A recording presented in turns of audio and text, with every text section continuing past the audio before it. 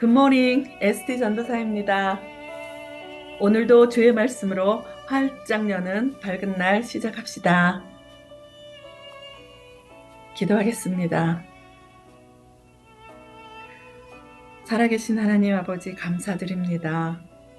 밤새 단잠 주시고 오늘도 생명 허락하시니 참으로 감사드립니다. 오늘도 우리 생명을 위한 복된 하늘 양식 먹이시고 생명의 귀중함과 영혼들의 모든 삶에 참으로 복음이 전파되는 귀한 하나님 기뻐 받으시는 날을 위해 오늘도 말씀하여 주시고 전하는 자나 듣는 자에게 참으로 하나님 충만한 은혜 부어주시옵소서. 하나님이 베풀어 주신 그 은혜 가운데 오늘도 말씀으로 승리하고 하나님 기뻐 받으시는 열매 맺는 삶 살게 하여 주시옵소서. 감사드립니다. 감사드리며 우리 주 예수 그리스도 이름으로 기도 올려드립니다. 아멘. 네, 오늘은 거짓말에 숨겨진 공의한 사랑이라는 주제로 사무엘상 21장 1절에서 9절 말씀을 나누고자 합니다. 네, 본문을 읽겠습니다. 다윗이 노베 가서 제사장 아히멜렉에게 이르니 아히멜렉이 떨며 다윗을 영접하여 그에게 이르되 어찌하여 내가 홀로 있고 함께하는 자가 아무도 없느냐 하니 다윗이 제사장 아히멜렉에게 이르되 왕이 내게 이를 명령하고 이르기를 내가 너를 보내는 것과 내게 명령한 일은 아무것도 사람에게 알리지 말라 하시기로 내가 나의 소년들을 이러이러한 곳으로 오라고 말하였나이다. 이제 당신의 수중에 무엇이 있나이까? 떡 5덩이나 무엇이나 있는 대로 내 손에 주소서 하니 제사장이 다윗에게 대답하여 이르되 보통 떡은 내 수중에 없으나 거룩한 떡은 있나니 그 소년들이 여자를 가까이만 하지 아니하였으면 주리라 하는지라. 다윗이 제사장에게 대답하여 이르되 우리가 참으로 3일 동안이나 여자를 가까이 하지 아니하였나이다. 내가 떠난 길이 보통 여행길이라도 소년들의 그릇이 성결하겠거든. 하물며 오늘 그들의 그릇이 성결하지 아니하겠나이까 하매 제사장이 그 거룩한 떡을 주었으니 거기는 진설병 곧 여호와 앞에서 물려낸 떡 밖에 없었습니다. 이 떡은 더운 떡을 드리는 날에 물려낸 것이더라. 그날에 사울의 신하 한 사람이 여호와 앞에 머물러 있었는데 그는 도액이라 이름하는 에돔 사람이요 사울의 목장장이었더라. 다윗이 아히멜렉에게 이르되 여기 당신의 수중에 창이나 칼이 없나이까? 왕의 일이 급함으로 내가 내 칼과 무기를 가지지 못하였나이다 하니 제사장이 이르되 내가 엘라 골짜기에서 죽인 블레셋 사람 골리앗의 칼이 보자기에 쌓여 에봇 뒤에 있으니 내가 그것을 가지려거든 가지라. 여기는 그것밖에 다른 것이 없느니라 하는지라. 다윗이 이르되 그 같은 것이 또 없나니 내게 주소서 하더라. 네, 오늘 말씀은 유명한 말씀이고 여러분 잘 아시는 말씀입니다. 다윗이 지금 사울이 죽이려고 해서 사울을 피해서 도망 온 곳이죠. 지금 현재 그 도망은 높 아히멜렉에게 왔습니다. 한 3일 정도 예, 아마 굶었을 거라 생각합니다. 예, 그리고 이제 여기서 떠나서 아마 다음이 이제 아둘람 굴러가는 이야기죠. 어, 여러분이 잘 아시니까 앞뒤 정황의 모든 스토리는 제가 줄이겠어요. 줄이고 잠깐 그냥 전체적인 다윗의 생애를 잠깐 전해드리고자 합니다. 예, 다윗은 이세의 8번째 아들이죠. 베들레헴에서 태어났고요. 목동이었어요. 소년 때 골리앗을 죽였죠. 그리고 사울 왕 아래 이제 사울의 사위로 들어와서 지금 천부장으로 있습니다. 이러기 이전에 이미 기름 부어 받았죠. 그리고 아마 20대 혹시 뭐 30대 정도 그 기간에 아마 다윗이 혹독한 연단과 훈련 기간이었어요. 지금 이제 그 혹독한 훈련 기간이 이제 시작되는 거죠. 사울이 이제 시기와 그 질투로 다윗을 죽이려고 쫓아다니므로 아마 17번 정도 옮겨 다니며 도피 생활을 하였습니다. 그리고 이제 헤브론에서 7년 6개월 정도 유다 족속의 왕이었고요. 그리고 아마 37세에서 70세 정도까지, 그러니까 그때가 BC 1003년에서 한 970년 정도까지 예루살렘에서 33년 이제 이스라엘 왕으로 있었습니다. 그리고 70세의 열조로 이제 돌아갔죠. 오늘 어, 잘 아는 말씀이지만 제가 오늘 본문 말씀을 묵상하면서 이 거짓말에 대한 거에 제가 좀 잠깐 멈춰서 묵상을 깊이 좀 나름대로 하게 됐습니다. 거짓말이라는 것이 사실 우리 일상생활 속에 얼마나 있을까 뭐 여러 가지 생각을 하면서 음, 제가 그 거짓말이라는 것이 과연 하나님이 기뻐하시나 하나님이 허락하신 일인가 이런 쪽으로 좀 생각을 해봤습니다. 거짓말하면 우리가 새빨간 거짓말이 있고 하얀 거짓말이 있어요. 사실 새빨간 거짓말은 진짜 거짓말이에요. 그죠? 하얀 거짓말은 거짓말 아닌가요? 하얀 거짓말도 거짓말이에요. 새빨간 거짓말도 거짓말이고 하얀 거짓말도 거짓말이에요. 근데 어느 거짓말이 그래도 좀 동정이 갈까요? 하얀 거짓말인가요? 제 생각에는 새빨간 거짓말인 줄 알았는데 거짓말이 아닐 수도 있겠다 생각을 했어요. 우리가 때로는 정말 하얀 거짓말도 할 수 있어요. 근데 또 그 하얀 거짓말이 어, 또 누군가한테는 또 상처가 되는 이게 한 사람만 생각할 문제가 아니라서 생각하다 보니까 아, 정말 세상은 진실로 흘러가는 걸까? 우리의 삶 속에 정말 거짓으로 흘러가는 게 얼마나 될까? 과연 어떤 것이 진실이고 어떤 것이 거짓일까? 제가 이런 생각을 오늘 본문 말씀으로 괜스레 하게 됐습니다. 그러다가 오래전에 들었던 말이 생각이 났어요. 정치는 거짓을 숨기려고 사실을 말한다. 제가 이제 정치 얘기는 빼려고 글을 뺐습니다. 피카소는 그림이 굉장히 복잡해요. 그죠? 여러분이 잘 아시는 피카소는 복잡한데 피카소 그림 속에는 진실이 있대요. 그러니까 피카소의 그림은 진실을 말하려고 거짓을 그렸다. 뭐, 그러니까 유명한 말이 있죠, 명언이. 미술은 이걸 이제 모든 예술을 또 놓고 얘기하더라고요. 미술은 진실을 이해하도록 도와주는 거짓말이다.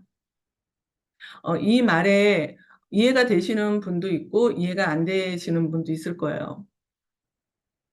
음, 피카소의 그 유명한 명언들이 많더라고요. 찾아보니까 이제 다 소개할 수는 없고 이제 한 몇 가지만 여러분께 소개해 드리자면 오늘날의 세상이 부조리한데 왜 그림은 조리 있게 그려야 하나?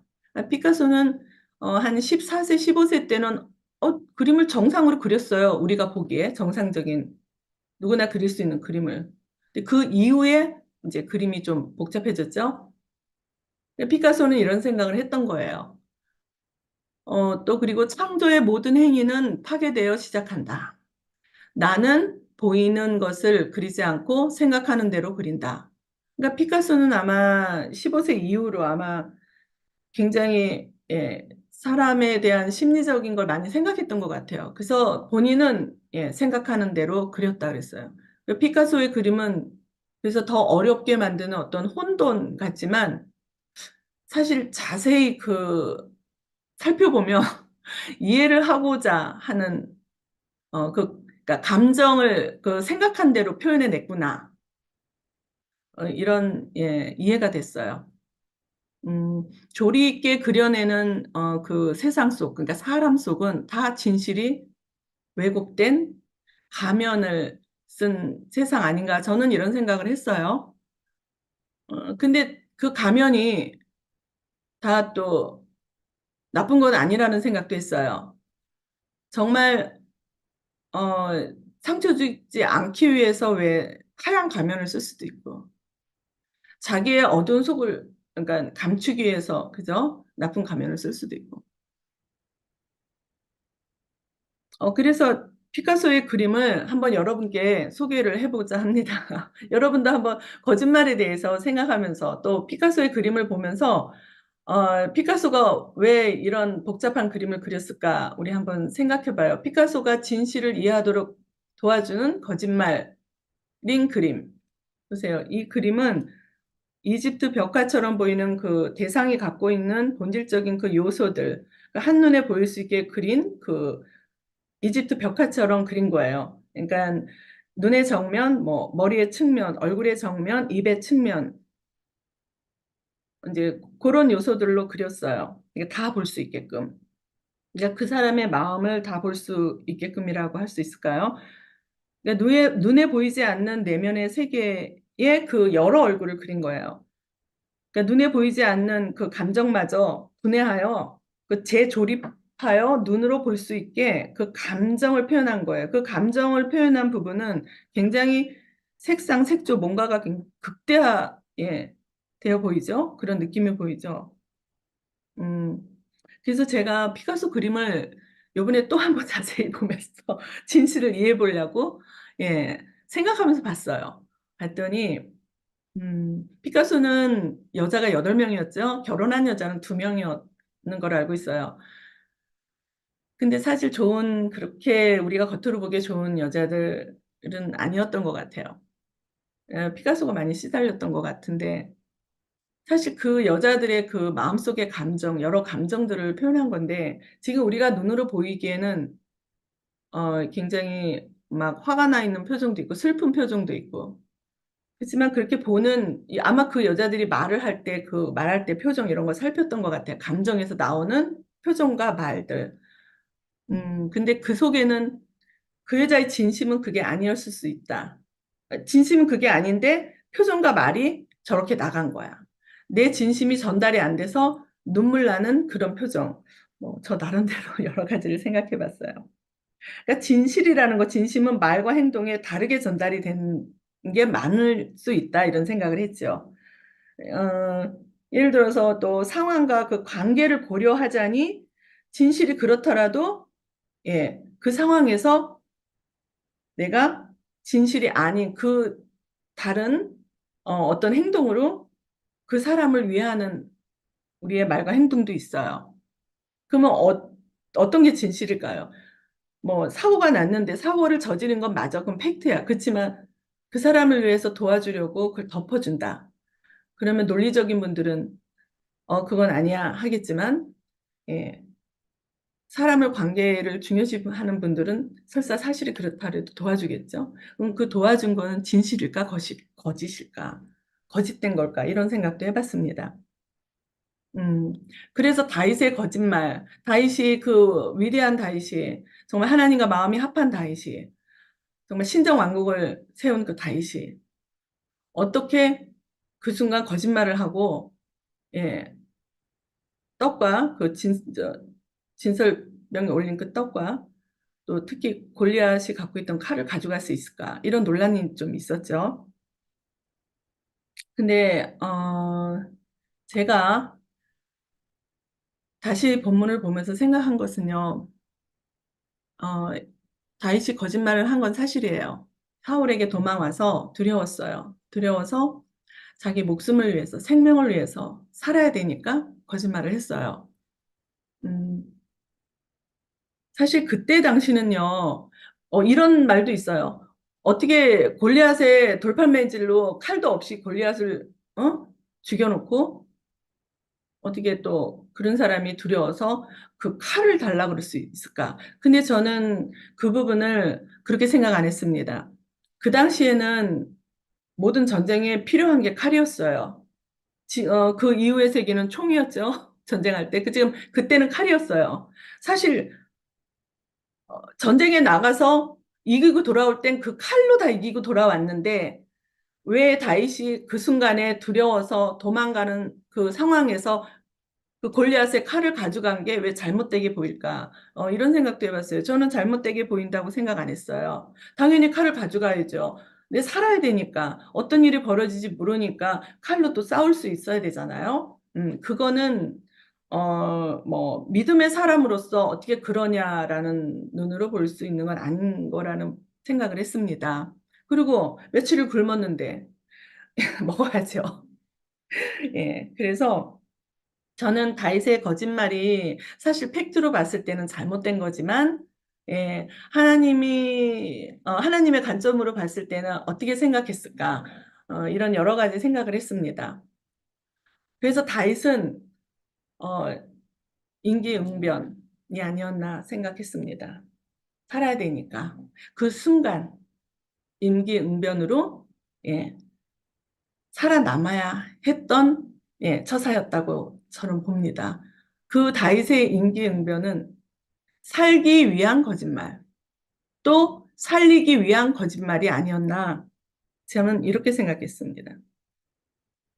왜 우리는 살다 보면 내 생명을 위해서 살기 위해서 또 자식을 위해서 아니면 누군가를 위해서 살리기 위해서 우리는 거짓된 행동을 할 때가 있다고 생각합니다. 그것이 나의 진실이라고, 그죠?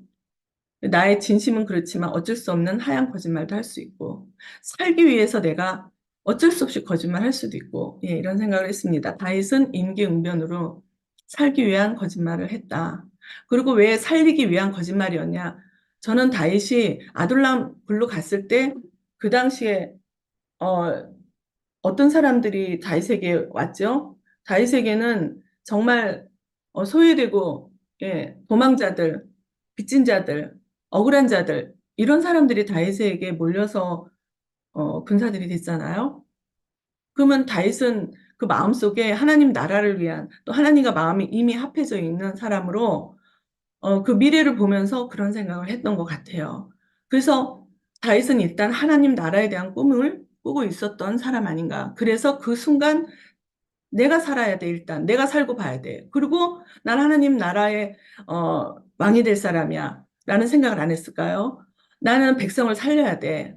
나라를 세워야 돼. 이런 생각을 했을 거란, 예, 생각을 했습니다. 그래서, 율법을 어긴 아이멜렉, 거짓말한 다윗이었어요, 본문에는. 그렇지만 율법을 어긴 아이멜렉은 그 율법을 어긴 게 어떤 마음으로 어겼나 또 생각을 해봤을 때, 예, 아이멜렉은 하나님의 공의한 사랑이 아니었나. 어, 사실 하나님의 공의와 사랑, 하나님의 속성이 하나님의 공의와 사랑인데, 하나님이 공의로 세상을 다스리면 여러분 아시죠? 다 심판받아야 돼요. 사랑으로 다스리면 어떻게 될까요? 그럼 우리끼리 난리가 나요. 그냥 사랑으로 하나님이 다 봐주고 사랑을 다 준다면 어떻게 되겠어요? 이 세상이 나의 욕심과 시기로 우리끼리 서로 예, 다 죽을 것 같아. 네, 하나님께 심판을 받는 공의가 아니면 사랑으로 하나님이 다 해주면 그냥 우리는 우리 스스로가 다 망할 것 같아요. 그런 생각을 했습니다. 아이멜렉은 그래서 그 하나님의 마음으로 대제사장으로 그 다윗이 이미 기름 부음 받은 자를 알고 있어요. 긍휼함, 하나님의 그 자비하신 그런 마음으로 어, 다윗에게 진설병에 그 떡을 물린 떡을 주지 않았나. 그 다윗을 향한 또 하나님의 공의한 사랑을 보았어요. 다윗은 어, 그 또 백성을 살리기 위해 자기가 뭔가를 이제 예, 사명을 안고 예, 하나님의 나라를 위해서 예, 그렇게 자기 목숨을 살기 위해서 그런 행동을 했다 생각을 합니다. 그래서 하나님의 공의와 사랑은 중간에 그 양쪽의 공의와 사랑이 조금도 한쪽으로 끼우러지지 않고 이게 정말 공평하게 부어질 때는 중간에 그 중용이 아주 중요한 문제인 것 같아요. 그 중용 안에는 하나님의 긍휼과 자비, 네, mercy와 compassion이 있었다고 봅니다. 하나님의 그 중용에 하나님의 그 속성 안에 그 성품이 우리를 향한 마음이 긍휼과 자비가 있었기 때문에 어, 지금 현재 우리 시대에 그 하나님이 그 중용을 지키시는 그 긍휼과 자비가 예, 하나님의 그 속성인 공의와 사랑을 한쪽으로도 끼우르시지 않으시고 지금 우리 세상을 아직 다스리고 계시지 않나. 그래서 다윗의 그 거짓말에 숨겨진 그 공의한 사랑은 하나님의 긍휼과 자비였다. 율법을 어긴 아히멜렉도 긍휼과 자비를 베풀었고 다윗에게도 그런 마음으로 또 누군가를 위해서 자기가 목숨을 어떻게 해서든지 생명을 예, 건진 받으려고 음, 저 굉장히 피나는 노력을 했던 것 같습니다. 그래서 음, 하나님의 그 공의와 사랑, 공의 안에는 그 중령은 어, 인애였다. 그 마태는 인애를 그 헬라어 엘레오스로 해가지고 음, 그 긍휼과 자비가 더 내포되어 있는 뜻으로 사용을 했습니다. 그래서 다윗은 하나님을 그 의식하는 그 믿음의 자유가 있었다고 봅니다. 그 믿음의 자유가 하나님과 이미 마음이 통한 자로 그 믿음의 자유, 그 자유로 일단 그 현실 속에서는 임기응변으로 자기 목숨을 스스로 건지려고 노력을 했던 거죠. 그리고 다윗의 그 혹독한 그 도망 다니는 동안의 고난과 그 고통은 결국은 함께 내 목숨과 내 생명과 함께 살아가는 어떤 백신이었다. 그 백신을 맞으면 면역이 생기듯이 우리가 또 많은 고통을 당하면 회복 탄력성이 생기듯이 우리가 생명이 살아있기 때문에 고통하는 거지 죽음은 고통이 없거든요. 그래서 고난과 고통은 우리가 생명에 함께 살아가는 어떤 백신 같은 결국은 하나님의 마음을 아는 자로 성장해 간다. 그리고 다윗과 사울의 그 다름의 차이를 봤어요. 다윗은 늘 순종했어요. 하나님의 말씀을 들었어요. 시냇가에 심은 나무로 늘 하나님의 율법을 즐거워하여 묵상하며 하나님 안에서 잘 성장해 갔던 사람이에요. 그런 사람이 임기응변으로 목숨을 살리기 위해서 거짓말했던 거예요. 그렇지만 사울은 불순종했어요. 듣지 않았어요. 사무엘의 그저 권면을 듣지 않았어요.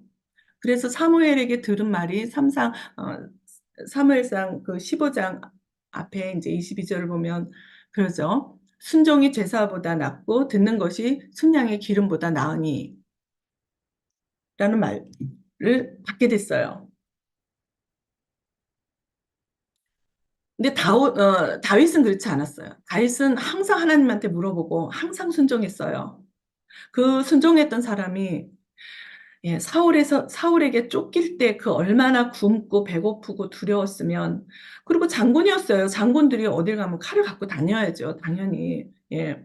단지 자기가 사울의 그 죽임을 당하려고 도망 나왔던 그 부분을 숨긴 거예요. 그러니까 제 생각에는 사울에게 알려지면 죽임을 당할까 아마 대제사 앞에서도 두려웠던 것 같아요. 그리고 그 헤세드라는 그 하나님의 그 사랑에 내포되어 있는 그 인애, 헬라어는 엘레오스라고 그 인애는 또 호세아 선지자도 말씀한 그 인애였어요. 나는 인애를 원하고 죄송합니다. 글씨가 틀렸어요. 제사를 원치 아니하며 번제보다 하나님을 아는 것을 원하노라. 그러니까 제사보다 인애를 원하고 하나님 아는 것을 원한다. 그 뒤에 6절 뒤에 그 앞에 4절에 먼저 앞선 말씀을 보면요. 너희의 인애가 아침 구름이나 쉼 없어지는 이슬 같도다 했거든요. 그러니까 하나님의 그 긍휼과 자비를 베푸는 삶이 그냥 구름이나 이슬처럼 쉬 없어진다는 거예요. 그러니까 매일 그 변함없이 끝까지 예, 순종하고 살아가지 못한다는 거죠. 이게 결국 결국 다윗처럼 그 생명, 당신의 생명을 예, 죽지 않고 살기 위해서는 그 능력을 발휘하기 위해서는 예, 하나님의 인애, 그 마음, 하나님을 아는 마음, 또 예, 늘 삶을 제사를 인애로 드리는 긍휼과 자비로 드리는 그런 삶이 하나의 그 경건의 능력, 생명의 능력이 아닌가 생각해 보았습니다.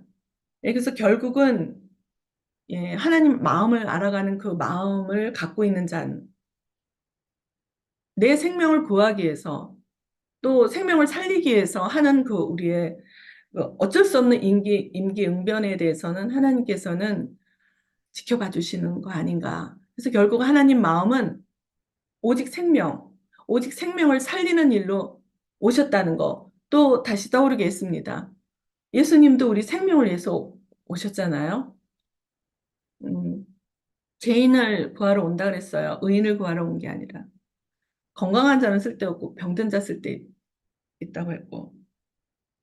생명을 살리기 위해서 오신 그 예수님. 이 자녀를 그 하나님의 그 잉태한 살리신 그 생명, 그 자녀를 살리기 위해서 글쎄요. 오직 하나님은 생명을 건지시는 일밖에는 생각하지 않을 거라는 생각을 했습니다. 돌아오라. 나에게 돌아오라. 그러니까 죄에서 사망해 있는 그 정말 절망에 빠져 있는 낙심하고 있는 그 또 악한 생각을 하고 있는 정말 인생이 모든 것이 진실이 아닌 그 속 안에도 거짓된 것만 사는 사람들. 뭐 피카소처럼 진실을 이해하기 위해서 어쩔 수 없는 거짓된 왜곡된 모습을 보이는 것이 아니라 그거로만 나를 판단받는 것이 아니라 내 마음 안에 그 진실을 알리기 위해서 설사 오해받고 판단을 받더라도 예, 그 마음 안에 하나님의 마음으로 함께 주어진 진실, 그 진실을 위해서 예, 하나님께 나아가는 자들, 그런 자들이 돌아오기를 바라는 거 아닌가. 모든 자들이 하나님께 돌이켜서 살기 위해 내가 살고 있는 이 땅에 내 목숨도 살기 위해서 또 누군가를 살리기 위해서 어쩔 수 없는 하얀 거짓말, 임기응변, 예, 그리고 우리가 또 영원한 생명을 위해서 살기 위해서 예, 하나님께 나아가는 그러기 위해서 또 모든 상황 속에서도 그 생명을 위한 공의한 사랑, 즉 인애, 긍휼과 자비라는 그 인애, 그 인애하신 하나님의 그 공의한 사랑 그 사랑이 우리에게도 허락되지 않았나? 우리에게도 허락돼 있기 때문에 그래서 다윗이 그런 거짓말을 하는 것도 하나님은 예, 마음 아프게 지켜보셨을 거고 아히멜렉에게도 그 인애를 베풀게 했고 다윗도 바로 예, 그 뒤에 뭐 예, 아기스 왕한테 가서 미친 짓을 했지만 그렇게 해서 또 목숨을 건졌어요. 그리고 아둘람 굴에 갔을 때는 정말 여러 예, 불쌍한 사람들을 소외되고 예, 억압받는 사람들을 살렸어요. 그 다윗의 거짓말은 그 마음 속에 피카소가 그림 속에 그 진실을 이해를 구하고자 거짓된 모습처럼 그렸던 그림처럼 우리들 마음속에도 진실이 있다는 거예요. 하나님의 마음을 가진 자로 그 내가 살기 위해 내가 살아야 누군가를 살릴 거 아니에요. 내가 살기 위해 또 누군가를 살리기 위해 진실이 있지만 내 삶이 내 말이 누군가한테는 거짓되게 보일 수 있고 내가 또 어쩔 수 없이 상황 속에서 하얀 거짓말을 할 수 있고 그 하나님께서는 허락된 예, 삶으로 우리와 함께 또 우리에게 또 우리를 향해서 하나님이 그 인애를 베풀고 계시지 않나 이런 생각을 했습니다. 오직 생명을 위한 것. 예수 그리스도께서 오셔서 오직 생명을 위해서 예, 다 베푸시고 살리시고 자신이 목숨을 죽기까지 예, 그 사랑을 보이신 예수님의 십자가 사랑이 바로 예, 공의와 사랑을 다 보이신 공의한 사랑 아닌가 예, 생각을 했습니다. 그래서 결국은 생명을 위한 그 인애와 하나님을 아는 거는 자비와 긍휼, 생명을 살리는 삶으로 드려지는 제사. 이스라엘이 애굽에서 출애굽했을 때 광야에 왜 갔죠? 예배를 드리기 위해서, 제사를 드리기 위해서. 결국 참 예배는 광야의 삶에서 살아내는 것이다. 다윗은 그 자비와 긍휼의 제사를 드리기 위한 하나님의 들어쓰신 자로, 예, 그 임기응변을 하나님께서 함께 하셨고, 아히멜렉에게 또 하나님의 그 인애가 함께 하셔서 다윗의 배고픔을 채우셨고, 그 고대에 칼이 있어야만이 다닐 수 있는 곳에, 예, 칼을 주셨고 그랬던 거 아닌가. 그래서 아둘람굴에서 하나님의 나라가 시작되었다. 나는 저는 짜릿한, 예, 전율을 느끼게 되었습니다. 네. 그래서 한번 또 생각을 해봤어요. 우리가 하나님 앞에 그 순종으로 나아가야 되는 것이 결국 하나님의 인애를 나타내는 건데, 또 하나님을 알아가는, 그렇게 되면 하나님을 알아가게 있거든요. 근데 왜 그 우리가 순종을 잘 못할까 생각을 해봤어요. 그거는 나의 중심, 내가 하나님이다. 이런 말은 많이 들었어요. 더 좀 구체적으로 생각을 해봤어요. 자기 논리, 자기 경험, 자기 시야, 자기 방식, 나의 관점, 또 자기 연민, 뭐 자기의 만족, 또 자기 개발, 나의 개발, 뭐 등등 그렇게 나에게만 내 중심으로만 매몰되어 있다면 그렇다면 순종이 힘들 것 같은 거예요. 그렇지만 그 매몰되어 가는 나를 밖으로 꺼내는 거죠. 밖으로 꺼내어, 예, 그 꺼내기 위한 그 강력한 어떤, 어, 모멘텀이 순종 아닌가. 순종을 할 수 있는 사람이 되지 않겠나. 이런 생각을 해봤습니다. 말씀에 순종하고 하나님께 묻고 따르는 다윗처럼 하나님은 언제나 다윗을 사랑하셨어요. 왜? 그래도 다윗은 항상 하나님께 물어봤어요. 전쟁에 나갈 때도 묻고 또 묻고, 예. 잘못을 깨달을 땐 바로 회개했고 늘 말씀을 순종했어요. 오늘 본문 말씀에 노베에서 아히멜렉을 찾아간 거짓말은, 예, 내 목숨을 살기 위해서입니다. 하나님이 들어 쓰시는 자는 우리가 이 땅에 살면서도 내 목숨을 내가, 예, 살기 위해서 우리는 모든 방법을 가리지 않고 살아가는 분이 또 있을 것 같아요. 그렇지 않으면 그 고통을 외면한다면 결국 아무것도 안 하면 우리는 죽음인 것 같아요. 그렇지만 우리는 영원한 생명을 위해서 이 땅에서도 사는 동안 하나님이 생명을 허락하신 동안 우리는 몸부림쳐서 그 고통을 내 생명과 함께, 예, 함께 살아가는 거예요. 함께 살아가면서 때로는 임기응변으로, 예, 내 목숨을 살리면서 누군가를 또 살리기 위한 누군가한테 거짓대로 보이겠지만 내 안에는 그 진심을 이해해 주신 하나님과 함께, 예, 인내한 제사를 드리는 예배의 삶을 살 것이라고 생각합니다. 예. 그래서, 어, 첫 번째는 공의와 사랑으로, 예, 통치하시는 하나님을 기억하는 것. 두 번째는 우리가 배워야 할 것이 결국은 하나님의 인애, 그 긍휼과 자비가 내 삶에 나타나는. 그래서 하나님을 아는 거, 알아가는 거. 호세아 선지자가 강조했던 거, 힘써 하나님을 알자 했던 것이, 예, 번제를 원하시는 게 아니라 인애를 원하신다고 했고 하나님을 아는 거를 원한다고 했던 것처럼, 그래서 순종으로 드려지는 삶. 그러니까 우리의 삶 속에는 나는 진실이지만 거짓되게 보더라도, 내가 어쩔 수 없이 하얀 거짓말 하더라도, 거짓말 속에서 우리가 사는 것 같아도 그 거짓말에 숨겨진 진실될 자들 마음 안에선 긍휼과 자비가 그 순종으로 삶에 흘러나가지 않을까. 즉, 공의한 사랑으로 시작되는 하나님의 나라에 포부라는 거예요. 그런 자는, 그걸 생각해 보세요. 다윗처럼 만약에 우리가 그렇게 살아간다고 생각해 보세요. 그럼 하나님 나라의 포부를 갖고 있는 사람이다. 하나님 나라를 구하는 거, 하나님 나라의 포부를 가져야 내가 그 고통을 안고도 함께 그 고통과 살아가면서, 예, 하나님을 알고 순종으로 드려지는 광야의, 예, 그런 예배의 삶을 사는 거 아닌가. 그래서 순종이 제사보다 낫고 듣는 것이 순양의 기름보다 나으니라고 사울이 받았던 충고, 우리들의 충고가 아닌가 생각해 봤습니다. 하나님의 말씀 듣고 맛있게 달게 먹고 순종으로 삶으로 드려지는 그 하나님의 나라의 포부를 갖고 드려지는 그 인애를 뿌리는 자들이 되면 얼마나 좋을까 생각을 해봤습니다. 오직 우리의 생명을 위해 하나님의 공의와 사랑으로 십자가에서 살리신 예수 그리스도의 생명, 그 생명을 우리가 받았어요. 받았으니 매일 넘치게 감사하며 살아가야 한다고 생각합니다. 왜? 왜? 내가 혼자 하는 건 아니에요. 보혜사 성령님의 인도와 도우심으로 말씀으로 살아내게 해 주신다는 거예요. 결국 그 말씀으로 살아내고 기도의 소망으로 그 무기로 이겨야 된다고 생각합니다. 왜냐하면 우리는 말씀의 방패와 성령의 검이라고 그랬죠. 성령의 검은 결국은 저는 기도와 뗄 수 없는 무기라고 생각합니다. 기도가 성령이 함께 하시는 무기고, 그래서 우리가 믿음으로 할 수 있다는 거죠.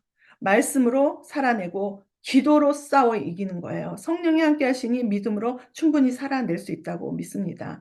믿음으로 살아내길 원합니다. 그러니까 오직 내 생명을 살리기 위해서 또 누군가 살리기 위해서 그런 참된 예배자의 삶을 현장에서 우리의 주어진 현장에서 살아내는 그런 복된 하나님의 자녀들이 다 되기를 축복합니다.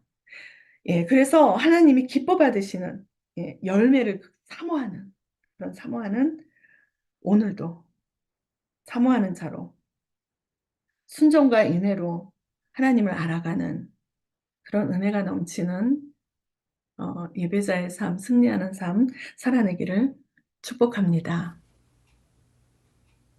마무리 기도하겠습니다. 너희가 기도할 때 무엇이든지 믿고 구하는 것은 다 받으리라 하시니라. 하나님은 말씀을 받고 믿음으로 받아 먹으니 하나님 말씀으로 받은 말씀으로 주신 우리의 소망, 우리의 꿈들이 정말 누군가를 구하고 정말 하나님 앞에 그 인애가 뿌려지는 정말 하나님의 공의한 사랑으로 살아내는 그런 자들로 살아가도록 우리가 정말 그거를 위해서 기도할 때 그 기도를 다 들어주실 줄을 믿습니다. 하나님 우리 가운데 함께 하시고 하나님 오직 승리로 열매로 드려지는 또 삶이 될 수 있도록 오늘도 함께하여 주시옵소서. 오늘도 우리 성도들 또 전하는 자도 모두에게 하나님 승리하는 삶 살게 하여 주시옵소서. 열매 받으시는 삶 이끌어가 주시옵소서. 감사드립니다. 감사드리며 우리 주 예수 그리스도 이름으로 기도 올려드립니다. 아멘.